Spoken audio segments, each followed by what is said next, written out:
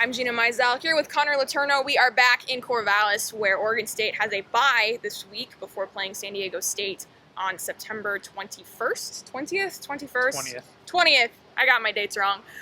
Anyway, pretty easygoing week for the Beavers. Did not practice Monday. Tuesday they were in shells. They'll practice Wednesday and Thursday and then have the weekend off. But a couple interesting kind of depth chart developments or position battle developments against Hawaii. Levante Barnett has taken that defensive end starting job, at least temporarily. You talked to him, you talked to Mark Banker. Kind of what's the story behind that? Well, basically, coaches were just really impressed with what he did against that Portland State game. He was active. He had a pass breakup.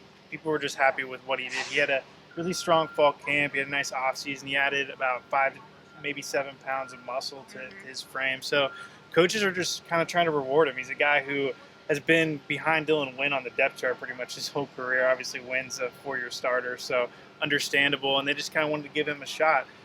Coaches said they weren't. Coach Banker said he wasn't super impressed with what he did on Saturday against Hawaii. I think it's still very possible that we see Joshua James start against San Diego State.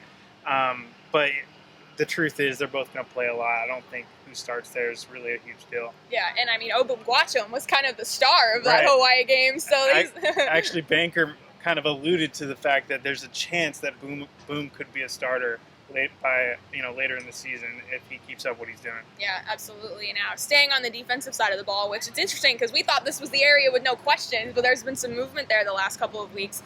Cornerback. Steven Nelson obviously has locked down that one spot, had an interception and a bunch of tackles against Hawaii last week.